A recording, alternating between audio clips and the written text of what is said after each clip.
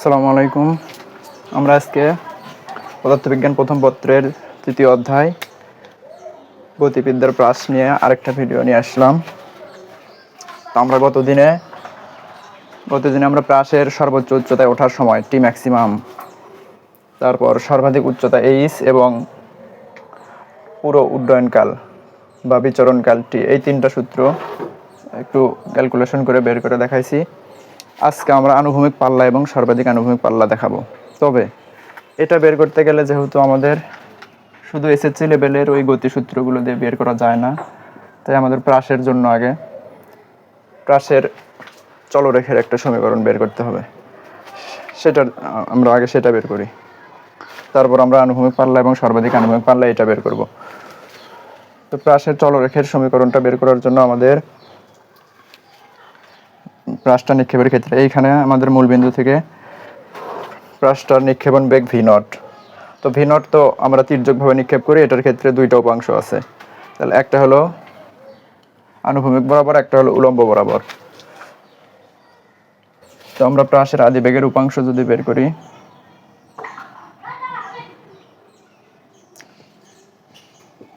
আদিবেগের আনুভূমিক উপাংশ প্রথমে আমরা বের করি, এটা সমান তাহলে v naught cos theta naught.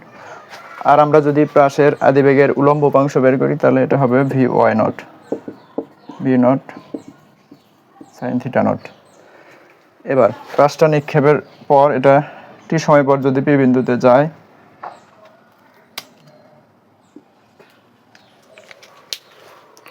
তাহলে পি বিন্দুতে আমাদের মূল বিন্দু থেকে ভূমি কিউ পর্যন্ত দূরত্বটা হলো এক্স, আনুভূমিক দূরত্ব। আর কিউ থেকে, অর্থাৎ মূল বিন্দুর সমতল থেকে কিউ থেকে পি পর্যন্ত দূরত্বটা হলো, উলম্ব দূরত্বটা হলো ওয়াই। সেই এক্স এবং ওয়াই এই দুইটা আমাদের বের করতে হবে। তাহলে আমরা যদি এখান থেকে আনুভূমিক দূরত্ব এক্স বের করি, তাহলে এক্স ইকুয়াল এই আনুভূমিক দূরত্বের এইদিকে বস্তুতে যেহেতু ত্বরণ থাকে না, তাহলে এটা শুধু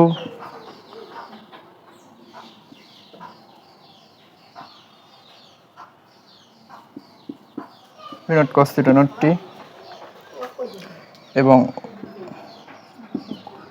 এই পি কিউ অর্থাৎ ওয়াই এই উলম্ব উচ্চতাটা যদি আমরা হিসাব করতে চাই, তাহলে এটা সমান আসবে হলো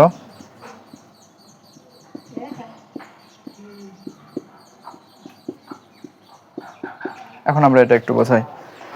এখানে আনুভূমিক বরাবর যেহেতু প্রাসের ক্ষেত্রে কোনো ত্বরণ থাকে না, তাহলে এটা সমবেগের সূত্রের মতো, এস সমান ভিটি যেরকম, সেখানে আমরা ভির জায়গায় ভি নট কস থিটা নটটা লিখলাম, কারণ আনুভূমিক উপাংশের ক্ষেত্রে কজ আসে এবং উলম্ব উপাংশের ক্ষেত্রে সাইন আসে। তবে এইটুকু আবার লেখা লাগতেছে কারণ এখানে উলম্ব বরাবর বস্তুতে ত্বরণ থাকে, হাফ জিটি স্কোয়ার, অর্থাৎ এইচ সমান ut minus half gt square, এই সূত্রের সাথে তুলনা করে এটা লিখতে হয়।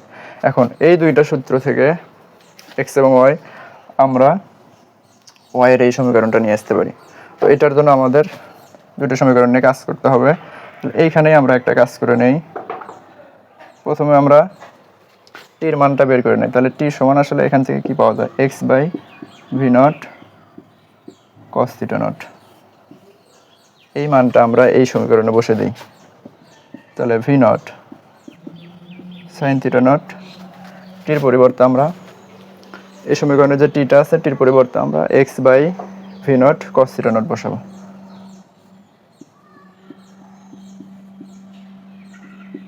মাইনাস হাফ জি, এখানেও টির মানটা বসে দেব, টি স্কোয়ার হয়ে গেল। তো এইটা আমরা একটু ক্যালকুলেশন করলে আমাদের মান চলে আসবে। এখানে ভি নট আসলে কেটে যাবে, সাইন ভাগ কস ট্যান, তাহলে এখানে থাকলো tan theta not into x আলাদা করে থাকে। এইখানে আমরা একটু স্কোয়ারটা করে দিই একবারে, জিটা উপরে থাকে, এক্সটার উপরে স্কোয়ার, তাহলে হাফের টুটা নিচে থাকে, v naught square cos theta not square.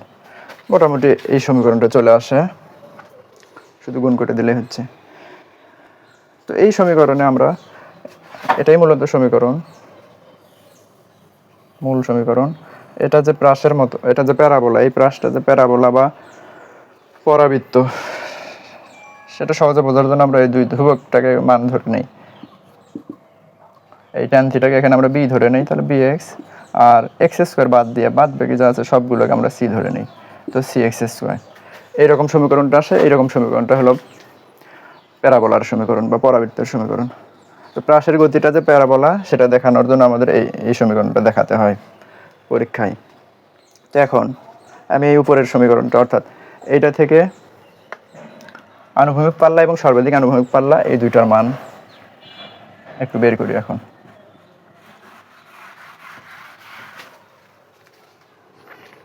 তাহলে প্রাসের চলরেখের সমীকরণ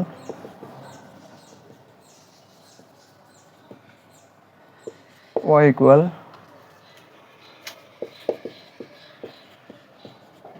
tan theta naught x minus gx square by 2v naught square whole square theta naught। এখন আমরা আসি এই অনুভূমিক পাল্লা।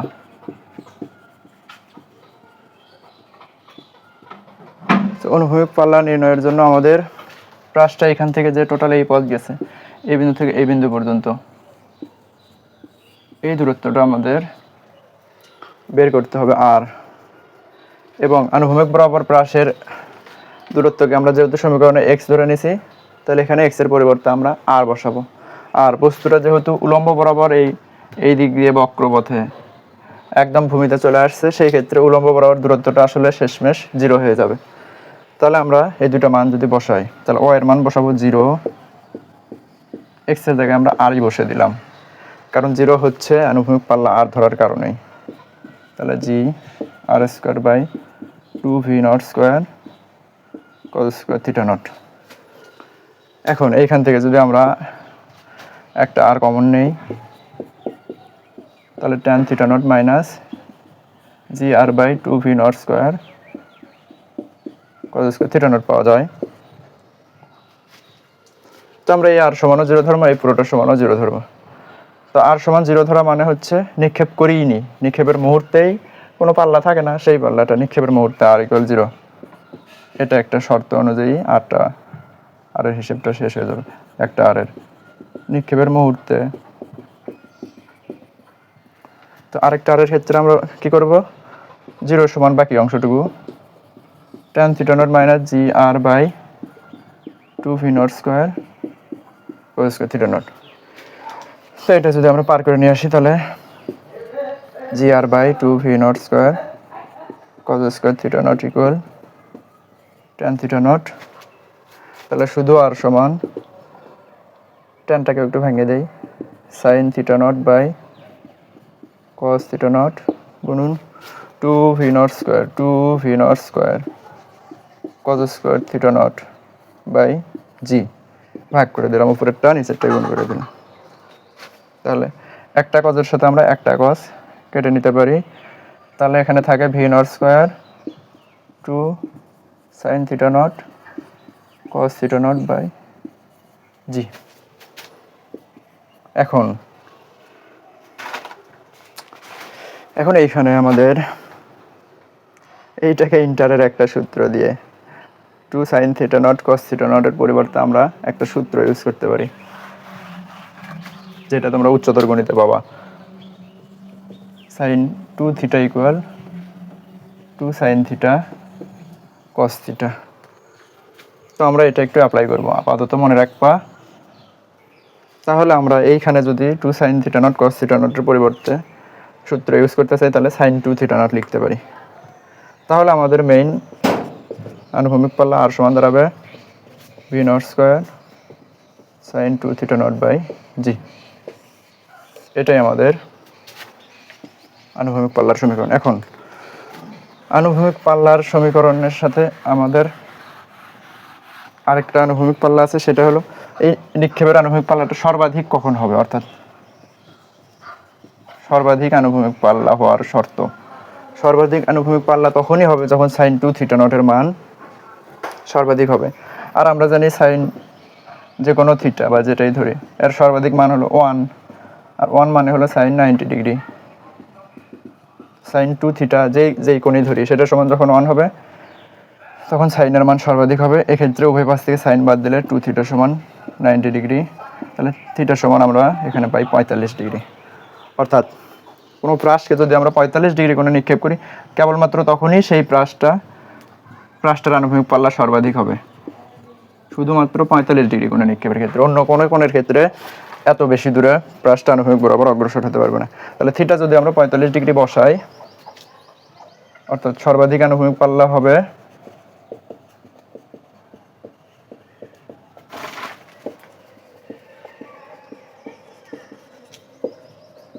যদি থিটা ইকুয়াল 45 ডিগ্রি হয়, তাহলে আর ম্যাক্সিমাম সমান আমরা কি পাবো? ভি নট স্কোয়ার সাইন 2 গুণন 45 ডিগ্রি। সাইন 2 গুণন 45 ডিগ্রি মানে সাইন 90 ডিগ্রি, আর সাইন 90-র মান 1, অর্থাৎ পুরোটা বাদ যাবে। এইটা হলো আমাদের সর্বাধিক আনুভূমিক পাল্লা।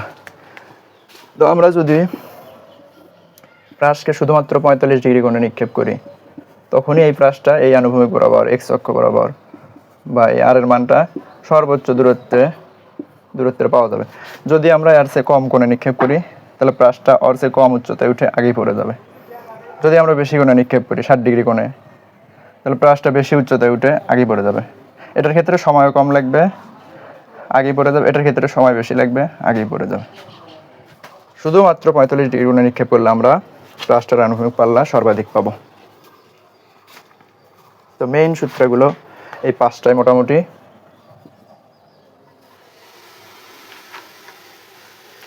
তো আজকের ক্লাসটি আমি এখানেই শেষ করছি।